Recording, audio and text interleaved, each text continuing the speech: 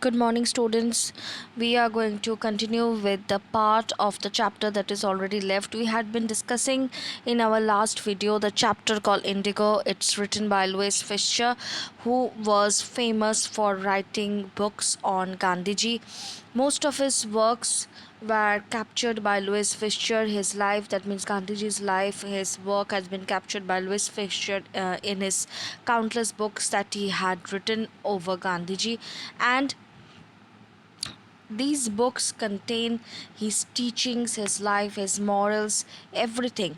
This excerpt, that is the chapter Indigo, which is the fourth chapter of your Flamingo book, is taken from his original book called The Life of Mahatma Gandhi. Okay, this entire chapter revolves around the Champaran Satyagraha movement, which was the first Indian civil disobedience movement which took place in the year 1917. Champaran is a small district in the northern side of Bihar in the foothills of the Himalayas, and is very close to the neighboring country of Nepal. These people who were the ones to start the first Indian civil disobedience movement in the year 1917 were none other but the poor sharecroppers who were tormented and tortured by the British landlords, and they were forced to grow indigo on their farms other than any food crops. These indigo farming took place in the year prior to 1917, and it had been going on since 1917, when a man named Rajkumar Shukla, who also belonged to that uh, community of poor peasants, come over to meet Gandhiji asking for help of his to make the life of these poor sharecroppers better.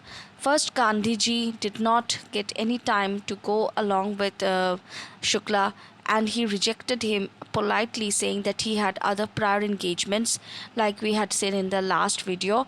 But finally, he was convinced by Shukla, and he was taken over by his tenacity, that Shukla followed him at every places, and finally Gandhiji agreed to accompany Shukla to his village in Champaran district of Bihar. When he reached over there, he was taken aback by seeing this miserable and desolate conditions of the poor sharecroppers in the hands of the British landlords. He then and there took action. When he started taking actions, when he reached over there, when he started talking with the people, when he tried to fight for them, the local administration became alerted, and they asked Gandhiji to leave Champaran at the instance. He received several notices from the commissioner, which he politely declined, saying that he would not leave Champaran until he had fulfilled all his duties for what he had come over there. In the final part, we see that Gandhiji receives a summon from the court, where he was called upon for neglecting the order of the commissioner, which said that he should leave Champaran at the instance. The day when Gandhiji was taken to the court, people from all around Champaran district and the adjoining districts gathered in the main city of Motihari, where they started agitating against this entire act of the British, and the court itself, protesting for Gandhiji, the person who had come to Champaran all the way from Gujarat just to look into the matter of these poor sharecroppers, just to help these poor sharecroppers get out of the tyrannical clutches of the British landlords. This protest itself was the first Indian civil disobedience movement and paved the path for the India's freedom struggle. It is this Battle of Champaran that made Mohandas Karamchand Gandhi the Mahatma Gandhi, or the Bapu of the nation. So we will continue further until where we reach what Gandhiji have to come through, what he does, and what final outcome he meets when this Champaran Satyagraha is over. So until much further ado, let's go into this chapter. They did not know Gandhi's record in South Africa. Now, I had already told you before in my last video that Gandhi was an advocate. He was an attorney while he was living in South Africa. He was a lawyer before he jumped into, or he plunged into, India's freedom struggle and paved the path for India's independence. Here, see in the right hand side, I've given you a photograph that's being taken from the internet. It shows young Mohandas Karamchand Gandhi, and you can see he is being dressed in an attorney's attire, and his name is also written on the backside on the door. He is the attorney. He was the attorney in South Africa. So the people who were at Champaran, the people who were agitating in Motihari, did not know about anything like these of Mahatma Gandhi. They did not know that Mahatma Gandhi was an advocate, he was a lawyer. Whatever big tasks he have done in his life, whatever exemplaries he have kept in front of the humanity, were not known by these poor peasants of Motihari. They just considered that this is a person, he is a Mahatma. Mahatma means a great soul who have come from other part of country to their village just for saving them from the clutches of these tyrannical British rulers. They had merely heard that a Mahatma who wanted to help them was in trouble with the authorities. Their spontaneous demonstrations in thousands around the courthouse was the beginning of their liberation from the fear of the British. So, their spontaneous demonstration, their constant protest, their agitation against the British government was the first stepping stone of the liberation war against the British rule from India. It was their first step that they took to question each and every moves of the British in the country. They outcome their fear, or they overcome their fear of the British, and they started looking eye to eye to the British, looking at the eye of the British and questioning their intentions. The officials felt powerless without Gandhi's cooperation. He helped them regulate the crowd. He was polite and friendly. He was giving them concrete proof that their might, hitherto dreaded and unquestioned, could be challenged by the Indians. The government was baffled. So these officials who were there around the courthouse was confused and baffled by this sudden agitation that started among the poor peasants in Motihari. They needed Gandhi's help to cool these people down, to cool this agitation down. Gandhi helped them and politely showed the British that their hitherto dreaded and unquestioned power and authority that they had been imposing on these poor peasants for so many years had now been challenged by the Indians on open air. The government was baffled. The prosecutor requested the judge to postpone the trial. Apparently, the authorities wished to consult their superiors. Gandhi protested against the delay. He read a statement pleading guilty. So, the administration, that means the court itself, was baffled by this sudden act of the people in and around Motihari. Okay, they thought that it would be wise for them to wait till they talk to their superior authorities before proceeding with the Gandhi's case. Gandhi, however, protested against this delay. He wanted this prosecution to continue right now. He even read out one note saying that he is pleading guilty. Pleading guilty means as he is accepting his fault. He was involved, he told the court, in a conflict of duties. On the one hand, not to set a bad example as a lawbreaker, on the other hand, to render the humanitarian and national service for which he had come. So, what he told to the court? He told to the court that, Your Honor, I have done this act, but actually I was being caught into the conflict of duties. On one hand, I had to keep my law of the country, whatever the law of the country is, I should go accordingly. And on the other hand, I have to be a humanitarian and I have to do national service to the people of my country for whom I've come all the way from Gujarat to Champaran, and I will do so each and every time. He disregarded the order to leave, not for want of respect for lawful authority, but in obedience to the higher law for being the voice of conscience. He said that he disregarded the order of leaving that was served to him by the commissioner, not to disregard the law, but in obedience of his own conscience. His conscience asked him not to leave Champaran till he do something for these poor sharecroppers who are living an extremely desperate life.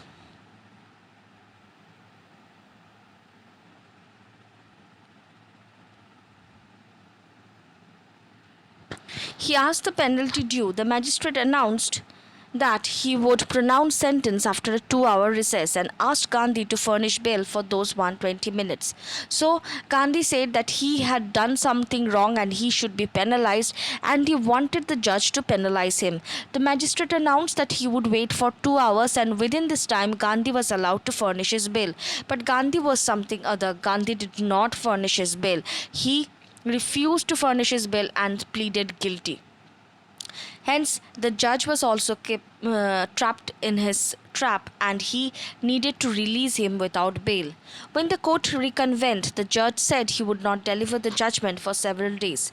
Meanwhile, he allowed Gandhi to remain at liberty. Rajendra Prasad, Brij Kishore Babu, Maulana Mazarul Haq, and several other prominent lawyers had arrived from Bihar. See, I've already given you one picture that I got to seek from the internet. This is Brij Kishore Prasad, herein referred to as Brij Kishore Babu, and this is Maulana Mazarul Haq.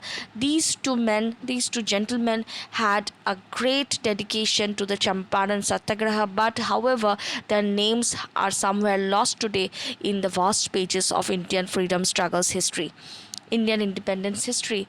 It is being lost.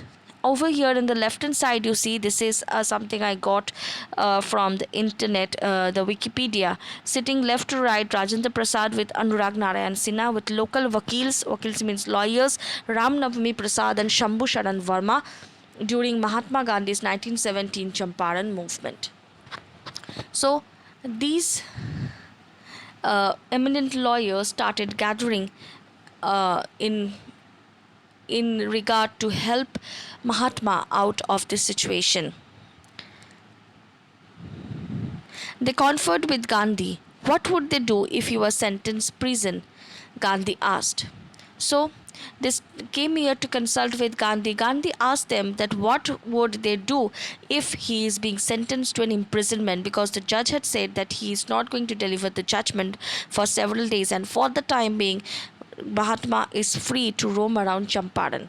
But he still was apprehensive about whether he will be arrested and put to prison or not, and he asked his fellow lawyers who had come to meet and confer with him. Why? The senior lawyer replied, they had come to advise and help him. He went to jail, there would be nobody to advise, and they would go home. What about the injustice to the sharecroppers? Gandhi demanded. The lawyers withdrew to consult. The senior lawyer replied by saying that they had come there to help him and advise him. If he went to jail, then who they are going to advise, and they would all and they needed to go back to their home. Gandhi demanded to know what will happen, what will be done about the injustice that is going on with the sharecroppers. The lawyers all retired that day to consult among themselves so as to come back the other day.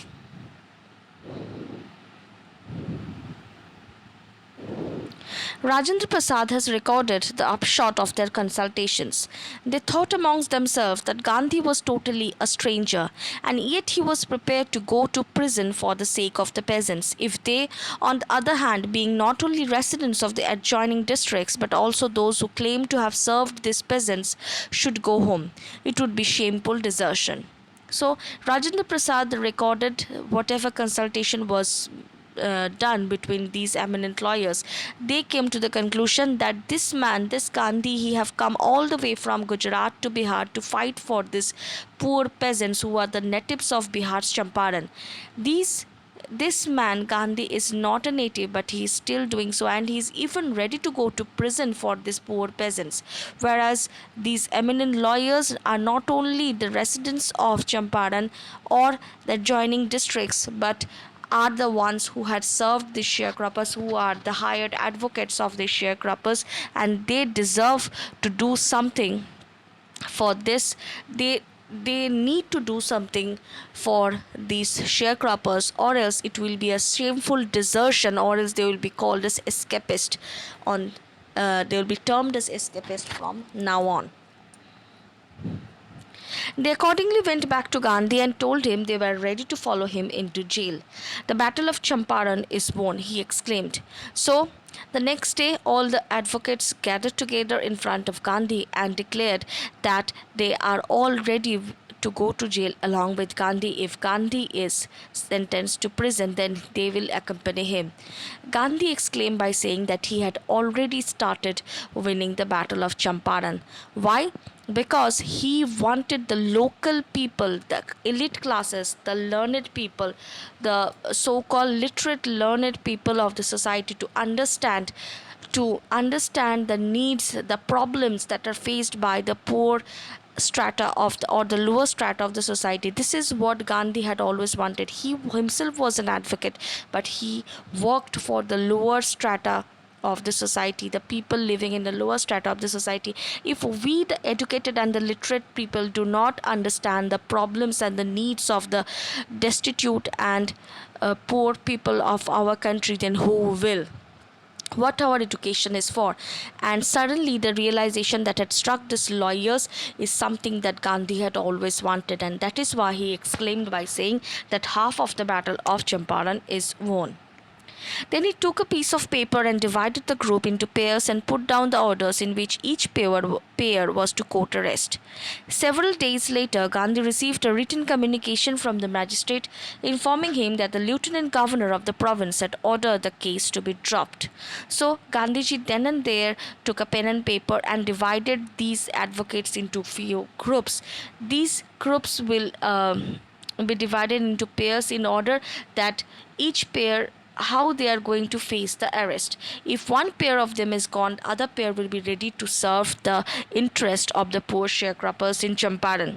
But fortunately, few days later or several days later, Gandhi received a letter from the lieutenant governor's office where he was informed that the lieutenant governor of the province had asked the court to drop the case. Civil disobedience had triumphed the first time in modern India. Gandhi and the lawyers now proceeded to conduct a far-flung inquiry into the grievances of the farmers. So, they were already started to winning the battle. Firstly, the eminent lawyers, the literate people, the educated people were along Gandhi when he started protesting against these atrocities of the British on these poor sharecroppers. Then the magistrate informed him that the lieutenant governor had ordered the case to be dropped. They were apprehensive of this case, and they were fearing that they might be put to jail, but that worry of them is still gone. Now Gandhi's hand was free, and he can do as much as he can, as much as he want for the sharecroppers right now, to help them to uplift them from this poor destitute condition. So what did they do? They went around the Champaran district, taking evidence from each and every corner, gathering evidence against the British landlords so that they can solve this problem of this indigo sharecroppers. Over here you see I was able to retrieve this beautiful stamp that was issued by the Department of Post Government of India on the Champaran Satyagraha centenary. This is the picture of young Gandhi, and behind is that picture of the indigo farmers farming indigo. Then underneath there is again Kasturba Bai. She is the wife of Mahatma Gandhi. She also had a very important role in this entire Champaran Satyagraha. What it is, we'll come to know later on. I wanted to show you this. This is something of very important, something very beautiful, something everyone should see once in their lifetime, and it's even relevant to your chapter.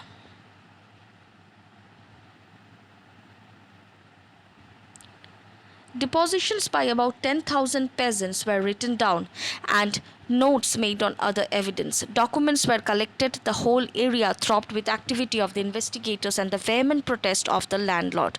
So, next few days went on. Well, several petitions, several applications came from 10,000 peasants, and other evidences were also noted. These team of investigators comprising of Gandhi and other educated men of the Champaran district continued vehemently and on against the protest made by these British landlords. In June, Gandhi was summoned to Sir Edward Gate, the Lieutenant Governor. Before he went, he met leading associates and again detailed plans for civil disobedience if he should not return. So in June, Gandhi was summoned by Sir Edward Gate. Here I have given you a picture of Sir Edward Gate. He was the Lieutenant Governor of Bihar province. He had informed Gandhi that he wished to meet him. Gandhi, before going to meet the Lieutenant Governor, again put out a strategy if he does not return for any purpose. For example, if he is being arrested there from the governor's office as well, or he is murdered by this British people, then what should happen to the people who are engaged in this civil disobedience movement? Who is going to lead them? Everything was chalked out by Gandhi, and he made his associates understood his every plan. Gandhi had 4 protracted interviews with the Lieutenant Governor, who, as a result, appointed an official commission of inquiry into the indigo sharecroppers situation. But, however, Gandhi's thought was not right. He somehow protracted 4 interviews with the Lieutenant Governor, and Lieutenant Governor was himself convinced by all the evidences that Gandhi took along with him to show to the Lieutenant Governor, and the Governor was convinced that the people in and around Champaran was tortured and tormented, and the atrocities of the British landlords were going by leaps and bounds. Growing by leaps and bounds, and these resulted in forming of a commission to probe into the matter of the trouble of the indigo sharecroppers in Champaran district.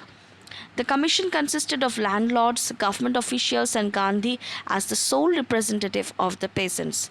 Gandhi remained in Champaran for an initial uninterrupted period of 7 months and then again for several shorter visits. So, Gandhi was only the person who was representing the entire community of the poor peasants of the Champaran. Along with him, in this commission comprised of landlords and government officials as well, and then the inquiry started. Gandhi remained in Champaran for a prolonged 7 months, and then several short visits he made to Champaran. The visit, undertaken casually on the entreaty of an unlettered peasant, in the expectation that it would last a few days, occupied almost a year of Gandhi's life. So, Gandhi had no idea then when he was boarding the train from Calcutta to Patna that this incident is going to take a turn, going to make a turning point in his life. It is going to make him the Mahatma out of Mohandas Karamchand Gandhi, and a short visit to Champaran will have such a great impact not only on him but on the entire country. And an address by an unlettered, farmer, unlettered peasant, peasant Rajkumar Shukla would take away 1 full year in Gandhi's life. The official inquiry assembled a crushing mountain of evidence against the big planters. And when they saw this, they agreed in principle to make refunds to the peasants. But how much must we pay? They asked Gandhi. They thought he would demand repayment in full of the money which they had illegally and deceitfully extorted from the sharecroppers. So, after the inquiry of the commission was over, all the evidence were before the commission, before the people. The landlords were held guilty, and their continuous deceitful act against the people, the poor people of Champaran, was right in front of eyes of everyone. Hence, these people came under pressure and they were ready to make refund to the poor peasants of Champaran. They asked Gandhi that how much they should pay. However, they had expected that Gandhi is going to ask for a full repayment of the entire amount, and which they had illegally and deceitfully extorted from the sharecroppers. Extortion means forcibly taking away money by blackmailing or by force or coercion, by trying to kill them or trying to intimidate them. uh, if someone takes money out from anyone, this is called extortion.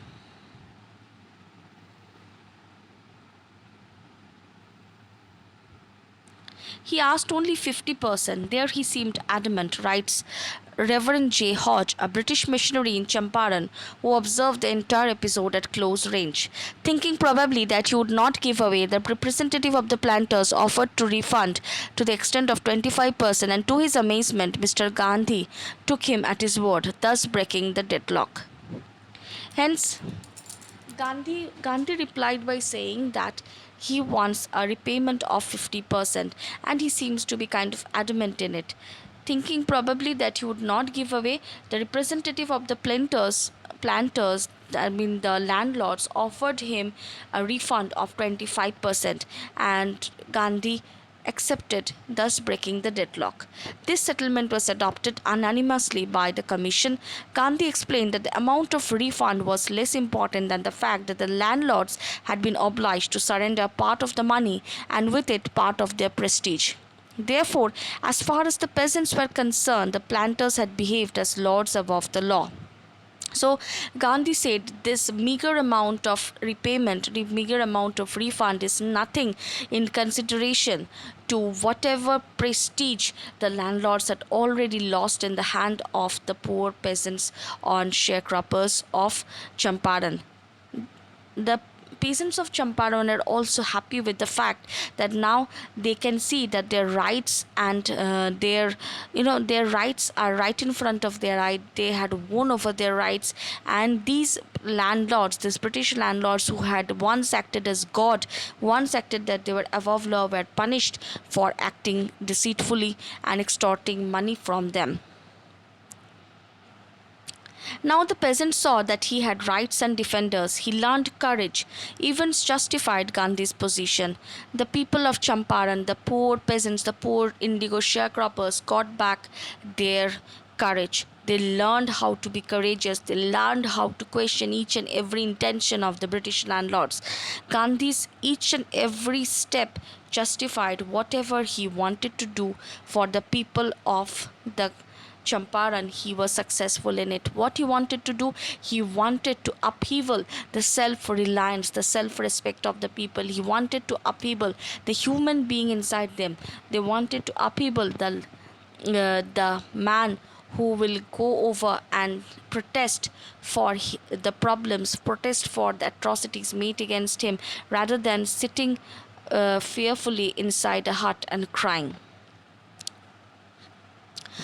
As a result, within a few years, the British planters abandoned their estates, which reverted to the peasants. So, the British planters could not deal with this kind of agitation that were constantly facing from the indigo sharecroppers, and they had to give away with it and leave this place, abandoning their estates, which reverted back to the peasants. Now, the sharecroppers became the owner of their cultivable lands. Indigo sharecropping disappeared. Gandhi never contented himself with large political or economic solutions. He saw the cultural and social backwardness in the Champaran villages and wanted to do something about it immediately. Now, Gandhi did not feel that his attempt to solve the problem of the peasants in Champaran was over. He did not stop after uphealing the political and economic situation of Champaran. He wanted to do something to uplift the cultural and social backwardness of the people of Champaran. The people of Champaran, due to this constant tyrannical rule that they have to live in throughout their life, in the hands of the British landlords had crippled them culturally and socially. They had become socially and culturally so backwards that it was not worth living a human life.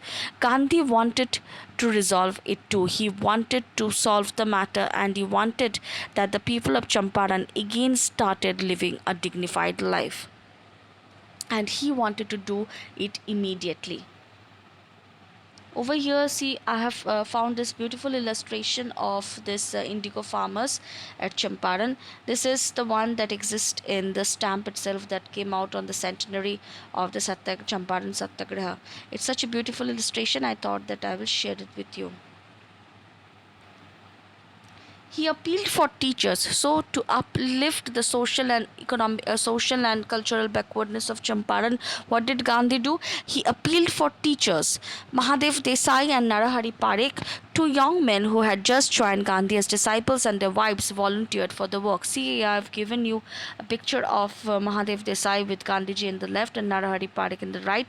This man with spectacles in the middle is Narahari Parekh, and the man in the left hand side speaking to Gandhi is Mahadev Desai. They are eminent teachers and young men at that time when Gandhi was fighting for the peasants in Champaran.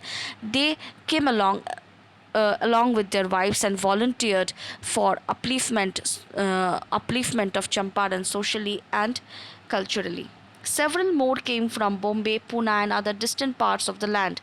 Devadas, Gandhi's youngest son, arrived from the ashram, and so did Mrs. Gandhi. As I told you already, Kasturba Gandhi had a big role to play in the Champaran Satyagraha. Here you see, she was there in cultural and social upliftment of Champaran. Today, the Champaran, whatever it is just because of Gandhi and his effort, along with Mrs. Gandhi and several other disciples of Gandhi who had come from every nooks and corners of the country to help in uplifting the poor indigo sharecroppers of Champaran. Primary schools were opened in 6 villages. Kasturbai taught the ashram rules on personal cleanliness and community sanitation.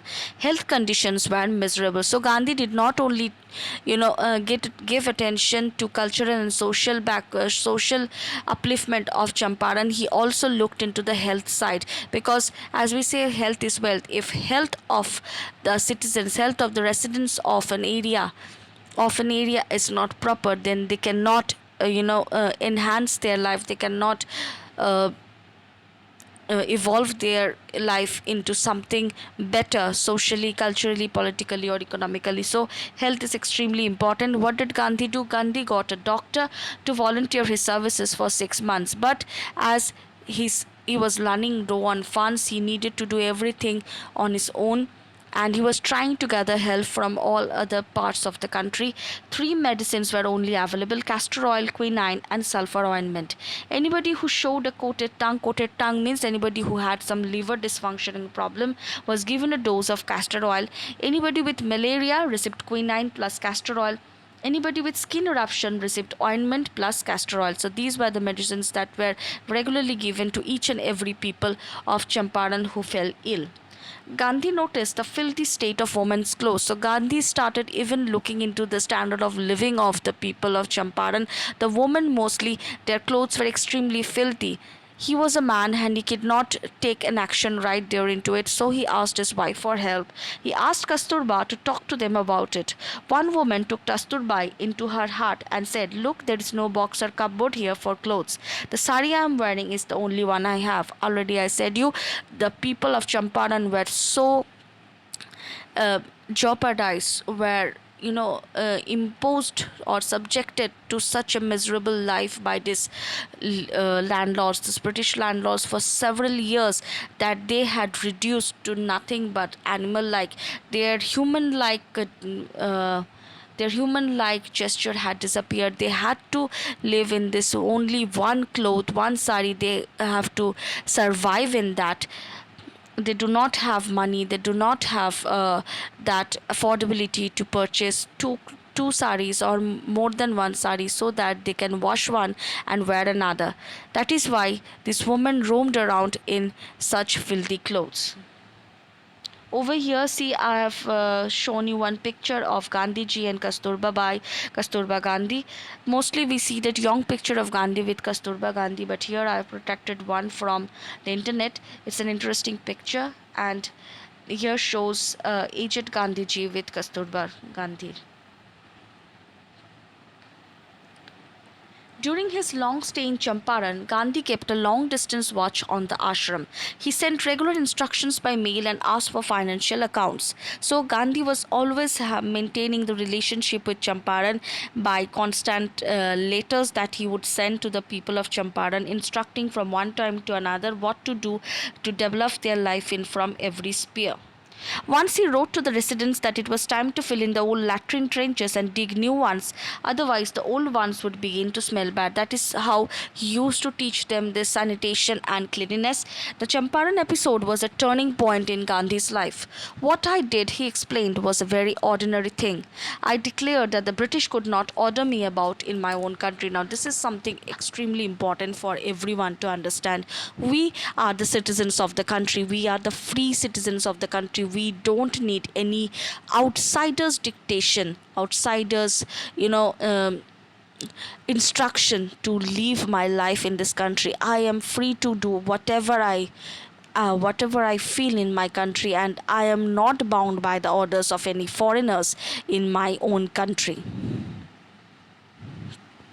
But Champaran did not begin as an act of defiance. It grew out of an attempt to alleviate the distress of large number of poor peasants. Now, this Champaran Satyagraha did not begin as an act of defiance. Gandhi did not want to defy the rule of the land, but what he wanted to do, he wanted to alleviate the distress of large number of population of Champaran who was living an extremely miserable life under the tyrannical clutches of the British landlords. This was the typical Gandhi pattern. His politics were intertwined with the practical day to day problems of the millions. He was such a person that dealt with people rather than ideologies. His politics was more about how to develop the life, how to develop the standard of living, how to develop the human being from each and every angle. His was not a loyalty to abstractions, it was a loyalty to living human beings. In everything Gandhi did, moreover, he tried to move a new mold, a new free Indian who could stand his own feet and thus make India free. Throughout this Champaran Satyagraha, Gandhi tried to teach each and every peasant, each and every members of this society, even the educated and eminent lawyers, that they should stand on their own feet. They should have the self reliance, they should have the courage from within to fight for their own benefit. They should protest against any wrong moves that takes place against them, and this is how you can become a better human being. And if you are a free human being, you yourself can make this country free. Early in the Champaran action, Charles Freer Andrews, the English pacifist who had become a devoted follower of the Mahatma, came to bid Gandhi farewell before going on a tour of duty to the Fiji Islands. Gandhi's lawyer friends thought it would be a good idea for Andrews to stay in Champaran and help them. So one of the gentlemen named Charles Freer Andrews was an English pacifist and was one of the devoted followers of Mahatma, came to meet Gandhi because he was leaving for Fiji Islands to dispose of his duty. Gandhi's lawyer friends who were present over there along with Gandhi, that were the eminent lawyers like Rajendra Prasad and Brij Kumar Prasad, Brij Kishore Prasad, etc. They were all present over there. They suggested that Andrew should come and join them, and this would actually smoothen their effort to fight for the British, fight for the poor peasants in Champaran. However, Gandhi saw something else. He said uh, Andrews was willing if Gandhi agreed, but Gandhi was vehemently opposed.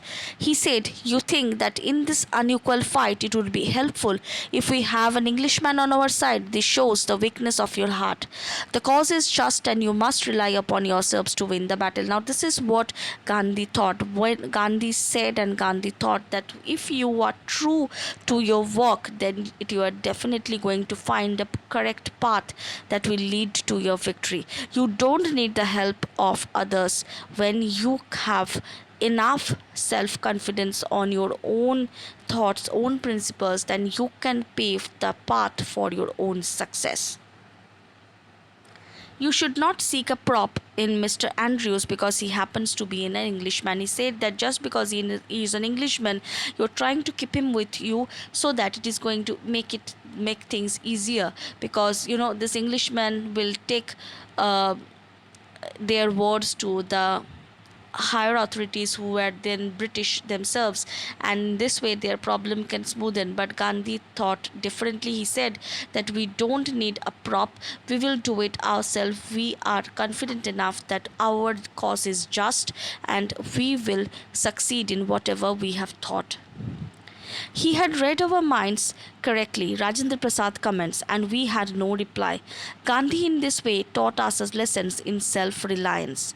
Self reliance, Indian independence, and help to sharecroppers were all bound together. That means through this Champaran Satyagraha, Gandhi does not only taught uh, civil disobedience or Indian independence, he paved the way for Indian independence, showing that self reliance on the people themselves. When people themselves gather the self reliance, when they can see their own they are reliable on themselves, they will pave the way for Indian independence. And in this way, it was also to help the sharecroppers of the Champaran districts of Bihar. All these were bound together in the entire act or the entire event of Champaran Satyagraha.